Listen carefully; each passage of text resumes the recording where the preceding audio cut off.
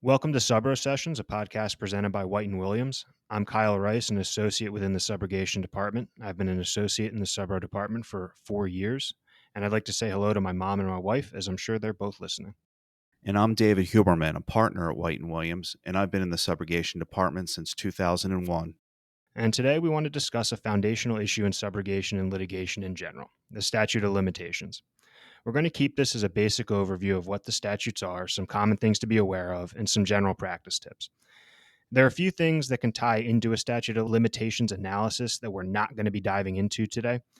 So we will not be discussing the statute of repose, the specifics of the economic loss doctrine, the specifics of the UCC, and we will also not be discussing statutory notice requirements, which are statutes of limitations within limitations, commonly seen when attempting to assert a claim against a government entity or municipality. That's just a caveat because the statute of limitations analysis is complicated. There's a lot of factors that are going to go into play, and this is not intended to cover all of them. So this is just meant to be an introduction to the statute of limitations topic, and each case will have its own specific facts and issues. And with those caveats out of the way, we're going to take a very high-level view of what are statutes of limitations. At its basic core, a statute of limitations is a requirement that a specific claim be brought within a specific designated time period. It's a hard deadline. Generally, there's no mercy if you miss the deadline. A statute of limitations is established by statute, but it can also be contractual. The statutes are generally set by each jurisdiction and vary by state. It also depends on the nature of the action or cause of action. You could have a negligence cause of action for a certain statutory period, and you can have a contract action for a certain statutory period. Let's use Pennsylvania as an example. In Pennsylvania, a statute of limitations for negligence is 2 years, while the statute of limitations for a breach of contract cause of action is 4 years. Some states, like Ohio, delineate the contract statute depending on the nature of the contract. In Ohio, you have 4 years to bring a claim for breach of an oral contract and 6 years to bring a claim for breach of a written contract. You can find a 50-state chart of statutes of limitations on the White and Williams Subrogation Practice Group website that identifies the relevant statutes in each state. Because the statutes are not uniform and vary by each jurisdiction, the first thing you need to do when you get a new file is figure out when the statute runs. Generally, a statute will begin to run from the date the incident occurred. So, as David mentioned, PA has a 2-year statute of limitations for torts such as negligence. So if a fire were to occur on July 18th, 2023, and you will be pursuing a negligent theory arising out of the fire, you have 2 years to file the claim. So you must file your action by July 18th, 2025. There are a few exceptions that we'll touch on a little bit later. And from a subrogation perspective, we are standing in the shoes of our insured, so we're bound by the insured statutes. If your insured resides in PA and a roofer with a blowtorch causes their house to catch fire, you'll have 2 years from the date of the fire to assert your subrogation claim. Just because you're the carrier and not the insured doesn't mean you have a separate statute. In jurisdictions where the statutes are short, or if you have a particularly complicated adjustment, sometimes the statute will run before the adjustment concludes, or before initial payment would otherwise be issued. There are ways to deal with this should they arise, but I would recommend you just call us to see if we can figure out what we can do to help out in that situation. As we briefly touched on earlier, statutes can also be contractual. These contracts almost always involve shortening the statutory statute of limitations. I've never seen one where it's made it longer. For example, if the statute is 2 years, I've never seen a contract that says you have 3 years to file the claim. More often than not, it's going to say you have to bring your claim within 1 year, 6 months, something like that. Lately, we've been seeing more often, particularly in IT or computer security contracts, where statutes are severely reduced, sometimes to as little as 30 days. Whether or not 30 days is conscionable or is even enforceable is up for debate. But in general, if the insured contracts to a certain statute, you're also going to be bound by it in subrogation. So among the other issues when you first get a file while figuring out the statute, you need to get your hands on any relevant contracts as soon as possible for any number of liability theories, but also to make sure that you're not bound by a shortened statute of limitation. And now to discuss some practice tips. Number 1, file early and avoid the issues. These issues can be complicated and are fact intensive. The sooner you can get it into the hands of an attorney to begin the analysis, the better. Upon receipt of any new file, You will want to flag the statute as best you can early and mark your calendar with a reminder for months in advance. As a general practice tip, if possible, file your suit well in advance of the statute you have identified. If you encounter an issue where the statute is lapsed, you could lose all or some of your claims and any chance of a recovery. As part of your analysis of the statute of limitations, you must confirm the correct date of loss and conduct a thorough interview of the insured. There could be facts that come out in the interview that would mean the statute begins to run well before the date of loss. We'll touch on that in a few minutes. You also want to check the specific language of the statute in the jurisdiction you will be filing in. Some jurisdictions require that a complaint be served in order to be timely filed according to the statute, not just filed. If you've waited until the last day or week to file, it's unlikely that you will be able to file and serve the complaint in time to meet the statute. Generally speaking, you want to file suit at least 60 days before the statute runs, if possible. You will also probably have multiple potential claims with multiple potential statutes.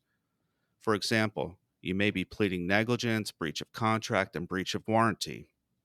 The best practice is to identify the shortest statute and make sure your complaint is filed to timely meet that claim.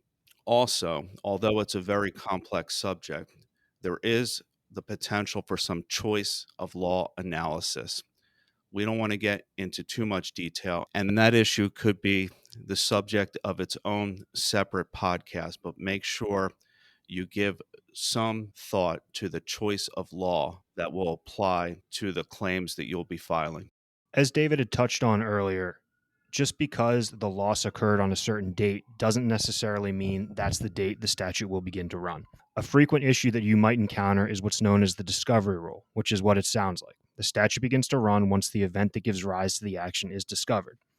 The exact applicability of the discovery rule varies jurisdiction by jurisdiction, but an example that we wouldn't particularly see in subrogation, which demonstrates the rule, is that if you go in for surgery, you have pain in your abdomen area following the surgery, and a few weeks later you go in for an x-ray because the pain hasn't abated, and they discover that the surgeon left their scalpel in your stomach. You would have no way of knowing what was causing your pain until you got the x-ray. So the statute starts running from the date you discover the issue, not from the date the surgeon left the scalpel in your stomach.